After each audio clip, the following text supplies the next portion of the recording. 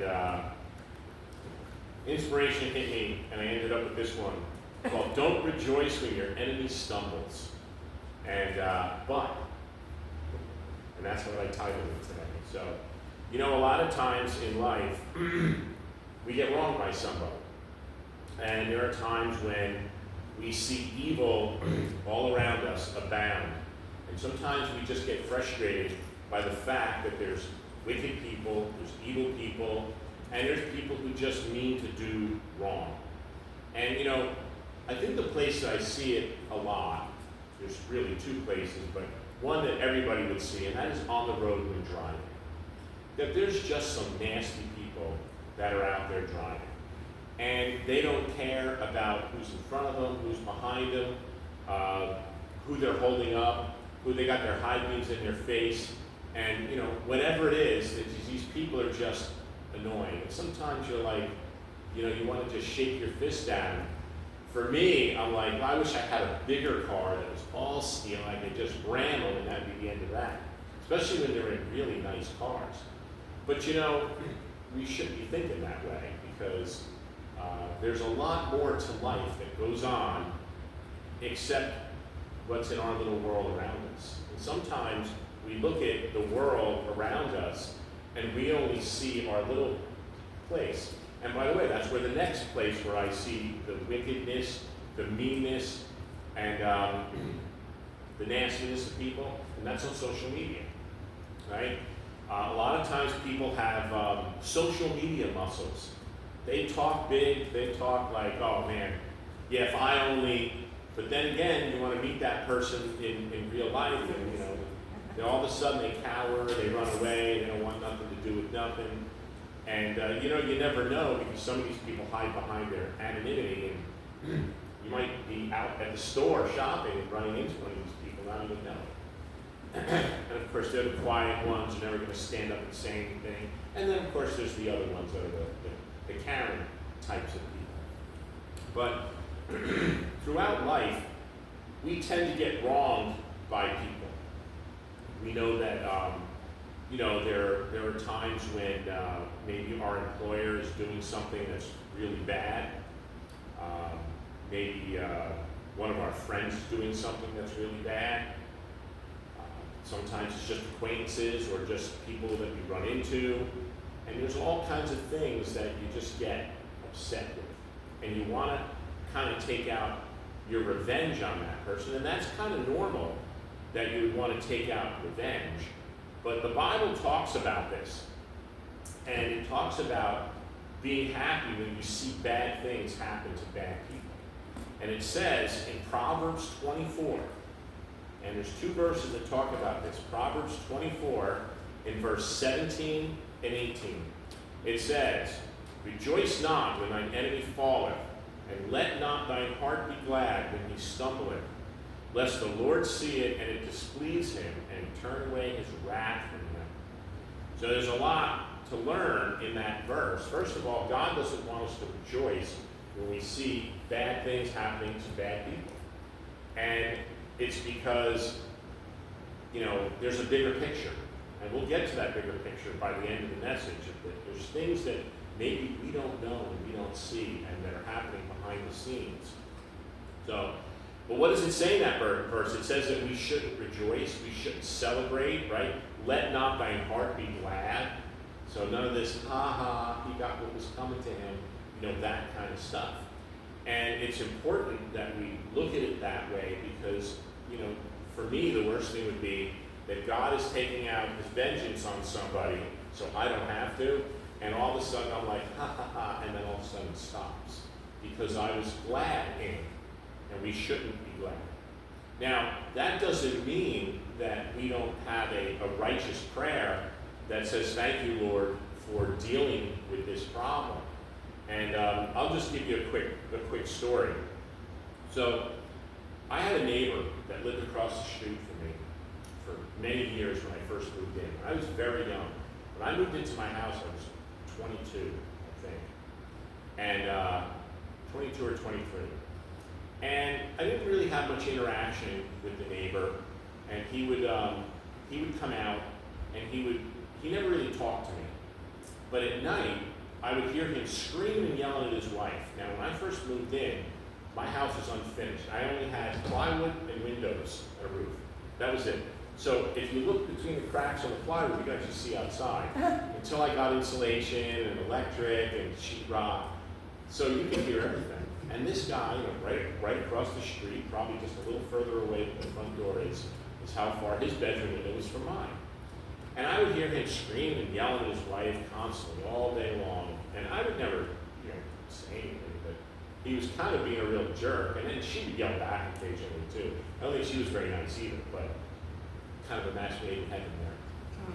But one day, the neighborhood kids, Christina had an old Chevy Impala, and the kids liked to skateboard off the roof onto the trunk, and for some reason this bothered my neighbor. Now the car was painted with like a brush and a roller, so it's not like we were worried. Roller skated on the car? Yeah, it was pretty Their fun. bike. Hey, it was a 71 Impala, it could hold up Yeah. well. Yeah, So they these- rode their bikes, they rode their skateboards too. Okay. But it really bothered the neighbor. So one day the neighbor comes over to me and he starts giving me lip. And I said, why does it bother you? They're skateboarding off my car. And he goes, I don't like the kids there. And they're yelling and cursing. And I'm like, you should talk. You said that? I did. I said, you should talk. I mean, 2 or 3 o'clock in the morning, you're sitting there cursing at your wife. I didn't say anything. I just said, Oh. you should talk. That's all I said. Oh. And I said, don't let it bother you. I said, they have my permission. And I said, when I'm not here, because I wasn't living in the house yet, when I'm not here, they watch the house for me. So nobody breaks in and, steals whatever. Well, anyway, he got really mad, and, so then after that, it was kind of almost adversarial. So he would come out, he would always almost like he was trying to pick a fight with me. And I was young, and he was much older than me. He was probably in his 40s and I'm in my 20s. So I just said to him one day, I said, you know where I live. I said, but if you want to act like an immature person and come over here, I said, I don't know what will happen after that. So I said, just be careful with yourself. So he was all mad. And then he would start talking, trash to other people about me. And of course, he was probably one that called the town and all this kind of stuff. So I kind of really didn't like him. And then one day, I see the ambulance carting him out of the house. And I found out he had throat cancer. And I'm like, oh, I guess there won't be any more yelling coming from that house. And I was kind of happy about it. I wasn't as well versed in don't rejoice when your enemy stumbles. And he did come back home for a little while. I don't think there was any more yelling going on there. Of course, there was some other worse stuff. And, but I was happy about it. And then it kind of the bad things stopped. So what is it that God is trying to teach us throughout this? Well, I had the totally wrong attitude. I was a Christian back then, and I'm pretty sure he wasn't. And if the purpose of us here is to go into all the world and make disciples, did I even go across the street and try and make a disciple? Did I try and diffuse a situation? Or did I just get mad because now I got a neighbor who lives next to me who's a real jerk, and I just wanted him to go away? And he eventually did. He died a couple of years later, and that was the end of that. And then his wife kind of lost her mind, and she disappeared as well. So, what was the purpose? Well, the purpose was that God brought him into my life, not so I could be angry with him that he was an evil and wicked person, but so that I would have the opportunity to witness to him. And I didn't take that opportunity. I shot that right the heck, because I was only interested in what was going on in my little world. Just like on social media, when someone puts up a picture, that's the selfie world. The selfie world is all about you and that camera. I was thinking of it yesterday because one of the advertisements I get when I'm playing my puzzle game is a sweatshirt company, and they have all these people that are always taking selfies of themselves in their sweatshirt. And I thought to myself, when I was a kid, if I wanted to see what I looked like, I had to go find a mirror. And so if I was in school, we had to go to the bathroom, because that's the only place there was a mirror, right? If I was home, I'd have to go upstairs to my room, that's the only place there was a mirror. But today, we can go like this, and we can say, oh, how do I look? And it's because in this world that we've gotten into today, it is all about me. The whole world is about me. And when the world is about you, And me, it tends to take away the focus of what we're here to do. It's not about me. It's not about us. It's about the other person.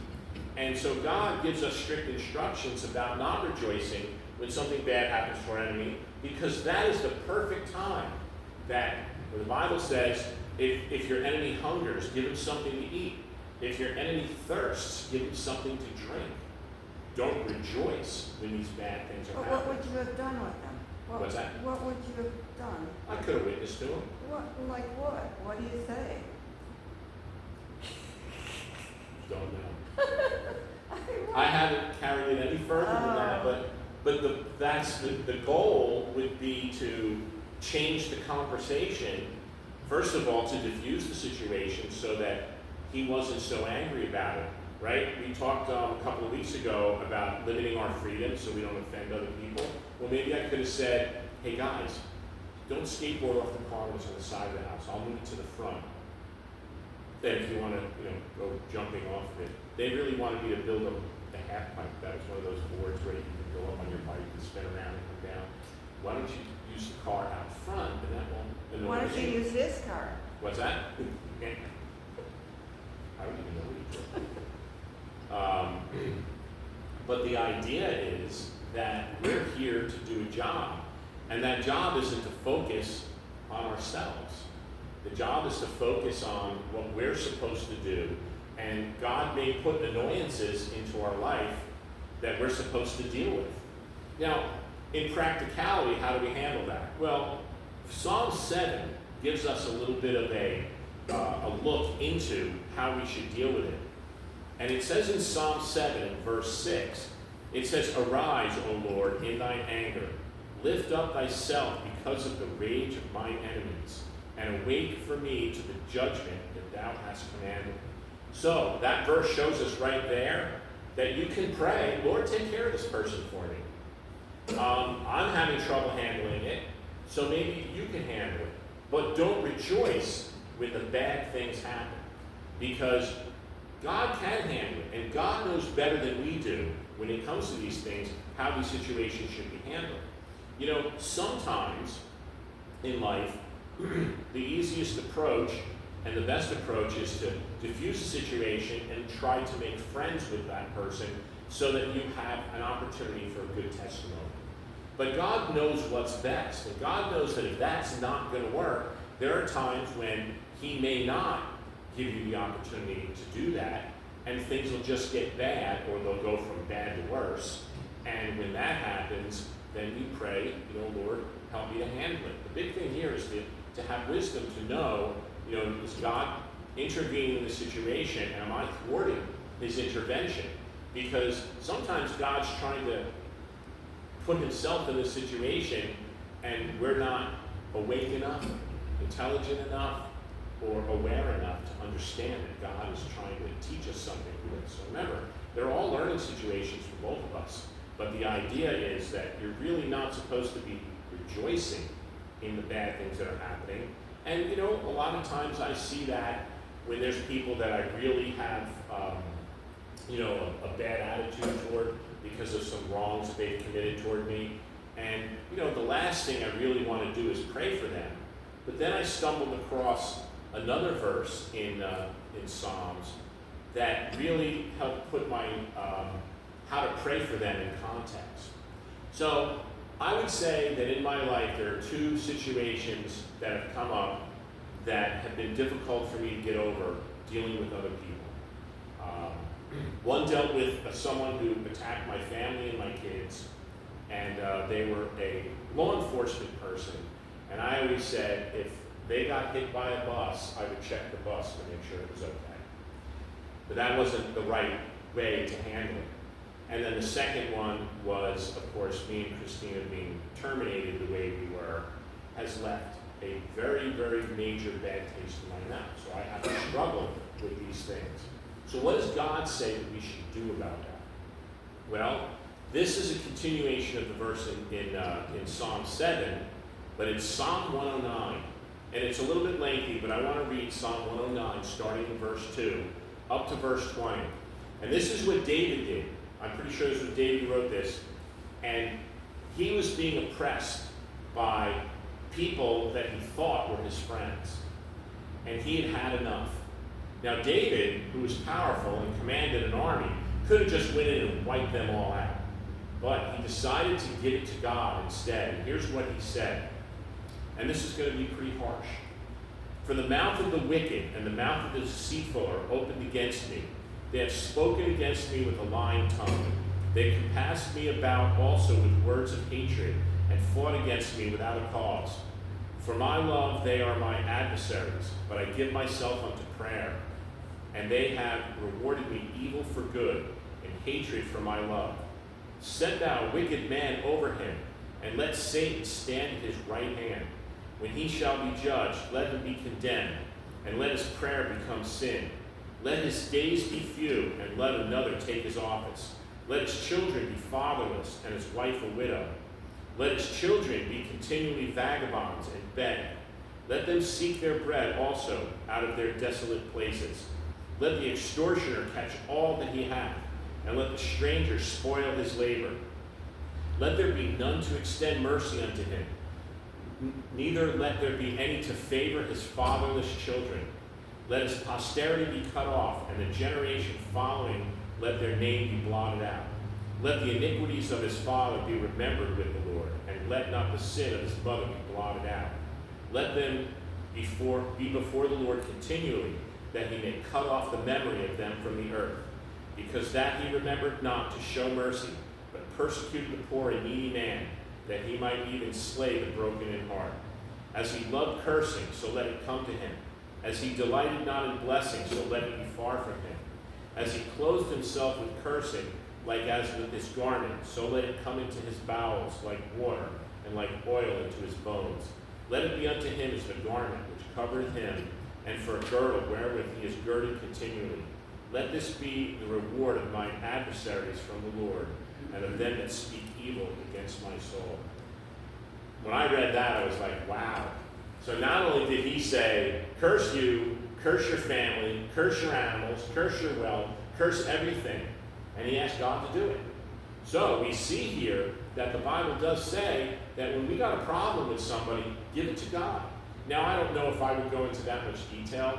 I would say let God handle the outcome of that situation, and that's what I've done. The one person that I have to deal with doesn't have any children anyway, so I don't have to say we're going to let his children be fatherless.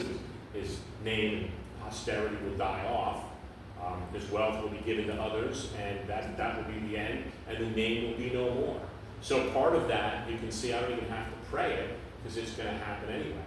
So when you see that this was a very, very harsh thing, passing on the judgment against his enemy, all the way to his children.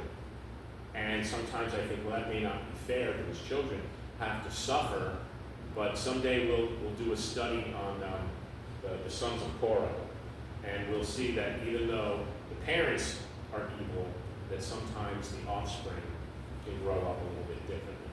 So, unfortunately, it's hard to get into the Lord, because the Lord's time is not our time. Sometimes we say, wow, I've had enemies that have been persecuting me for the last 20 years, and now I'm getting up there, I'm almost in my 60s, they're almost in their 60s, and they're still here, and they're still prospering. But you know what? When I pass on from this life, I'm going to be forever with the Lord. I don't know where they're going to be when they pass on from this life. I don't think it's going to be with the Lord. And so, what should my thoughts be? My thoughts should be, you know what, Lord? Your will be done instead of mine. As much as I would like to see you take out judgment on those people, I'm going to leave it up to you. So, we also see that there's a little bit of a difference in the New Testament of how we should handle things. So, and it's normal to be angry when something bad happens to us, especially when it's done by somebody else. It's a little bit different. I just found out the other day that it looks like New Jersey is going to be passing a law that is going to make the parents responsible for their children's actions. And you may have thoughts on that. I have thoughts on that. Someday we can have a discussion on it. But overall, New Jersey couldn't put a toilet seat on properly, having a law passed like that is going to put a lot of innocent parents in prison. So I don't agree with pretty much that. But who am I going to get angry with? The whole state legislature? So in this situation, I'm talking more about when someone wrongs you personally, not when the government wrongs you. The government's been wronging us our whole lives. So I'm talking about when it's a person-to-person type thing. So what does the Bible say about that? Well, in Matthew 5, and we should know well that this is Jesus teaching some things here in Matthew, right? So in Matthew chapter 5, starting in verse 43, it says, "Ye have heard that it be said, Thou shalt love thy neighbor and hate thine enemy. But I say to you, love your enemies, bless them that curse you, do good to them that hate you, and pray for them which despitefully use you and persecute you, that ye may be the children of your Father which is in heaven. For he maketh his sun to rise on the evil and the good, and sendeth rain on the just and the unjust." So that verse kind of put it all into context that what are we here for? We're here to show the world that God is our Father. And as I've gotten older, I've never really been a fighter. If I have to stand up for myself, I will. But I always say to people, be careful when you're ticking off God, because he can fight his own battles. And sometimes when people make comments and say things and maybe ridicule Christians or things like that, say be careful, because God is not mocked. But you want them to know that I'm going to pray for you. And by the way, I do find that tends to enrage people a little bit. Someone's really being nasty, they're getting on your case. You're trying to act like a Christian, and you're like, listen, I really can't do anything about that. I know you're upset, you can't stand me, but I'm going to pray for you anyway. And it seems like nothing gets a angry person more angry than when you say that. But at that point, when things in their lives start to change, then sometimes they may look to God to say, hey, maybe his prayers for me are having an effect. So I had a guy that worked for me, and he was very hostile toward God. And I said something to him about, when you die and you meet your Maker, he's going to ask you one simple question, and that is, why should I let you into heaven? And you're not going to have the right answer because you don't like God. And he goes, yeah. And I said, the level of hell that you get to is going to depend on how many times you were given an opportunity to get saved down here. And I said, and that's why I witnessed to you. He goes, well, stop doing that. I'm like, why? He goes, well, because I want a really bad level of hell. I'm like, oh, I thought you don't believe any of this stuff. He let the cat out of the bag at that point. But stop doing that. So I just thought that was pretty funny. But praying for our enemies is what we're supposed to do. So instead of rejoicing when our enemy stumbles, at that point we should say, hey, you know what? Let me look to God, to the situation, and say, I'm going to give this to the Lord. God knows better how to handle a person that's given me a rash of stuff than I would know how to handle it myself. And me, I'm a planner, so I could sit there and come up with elaborate plans of how I'd want to get back at this person. But my best plans are no match for what God has planned for this person. And it might be that that person's going to get saved, but it also might be that God has some interesting stuff in store for them that I couldn't begin to be able to, to deal with. As humans, we can affect what's on the outside. As one person to another person, you can punch them in the face and you can inflict pain. But God can get them at night when they're laying in bed sleeping and they wake up in the middle of the night and they can't fall asleep. Then God can get in their mind and he can do things and he can change people's hearts. And there's story after story in the Bible where God has gotten into people's minds and changed people's hearts. He came and he knocked on the door, and they opened the door and let him in. So I hope we learn a little bit more about how we should live as Christians. That remember, our lives are supposed to be separate and holy we're always supposed to be doing it better than the rest of the world. We're supposed to make sure that we don't do anything to tarnish our reputation, because once our reputation as Christians is tarnished, it's not just our reputation as Christians, it's others. Now, I find in my life that the biggest tarnish for my reputation in my late adulthood has been other Christians who don't care that they're tarnishing their reputation.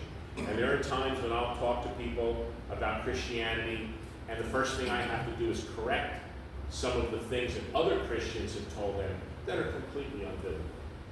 And so I think that as we live our lives, we have to remember that the number one thing that we have to do is remember that we have a testimony.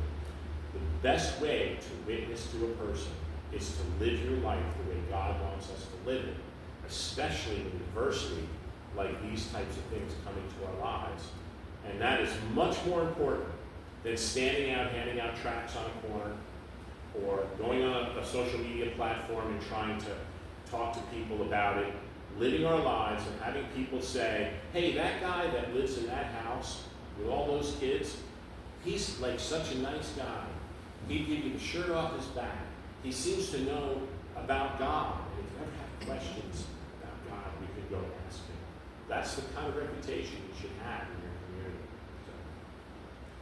So, let's close with prayer, and then But when it comes to the government and shift and everybody being called out and possibly justice, it's not that you're, so happy. It's just like it's fair.